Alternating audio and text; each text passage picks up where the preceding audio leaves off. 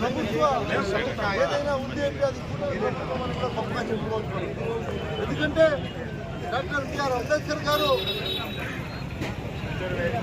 30 రాష్ట్రాలు ఆయన రచించినటువంటి రాజ్యాంగంలో ఈరోజు రాజ్యం ఏర్పడితే ఒక్క ఆంధ్ర రాష్ట్రంలో మాత్రమే ఈ రెడ్ బుక్ రాజ్యాంగాన్ని రాజ్యం ఏర్పడింది.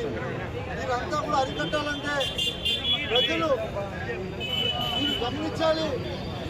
గడిచిన 5 సంవత్సరాలు ఎలాంటి పరిపాలన ఉంటుంది. గ్రామ స్వరాజ్యం అంటే మీ ఇంటి దగ్గరికే సచివాలయాలు తీసుకొని ఇంటి దగ్గరికే పరిపాలన ఘనత జగన్మోహన్ రెడ్డి గారు. ఎందుకంటే డాక్టర్ బిఆర్ అంబేద్కర్ గారు రచించినటువంటి రాజ్యాంగంలో ఏదైతే ఆయన రాసినటువంటి రాజ్యాంగ పుస్తకంలో పొందుకొచ్చారో వాటన్నిటినీ కూడా ఇంప్లిమెంట్ చేసి ప్రతి ఒక్కరికి కూడా మంచి చేసే విధంగా గతంలో మాజీ ముఖ్యమంత్రి వర్యులు జగన్మోహన్ రెడ్డి గారు చేపట్టడం జరిగింది. మనం అందరం కూడా చూసాం.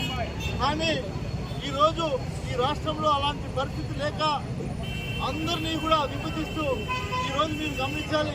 విజయవాడ నడిపోతున్న అంత ఎత్తు విగ్రహాన్ని ఎవరు స్థాపించారు? 125 విగ్రహాల 125 అడుగుల విగ్రహాన్ని ప్రతిష్టాపన చేసేటువంటి చేయాలని మనం ఏమని కూడా అనాలో అర్థం కానటువంటి పరిస్థితి. అలాంటి విగ్రహాన్ని డ్యామేజ్ చేయాలని కూడా ప్రయత్నించినటువంటి కూటమి ప్రభుత్వాన్ని మనం ఏమనాలి అని కూడా ప్రజలు విజ్ఞప్తి వదిలేస్తున్నా. కాబట్టి మీరు అందరూ కూడా గమనించండి.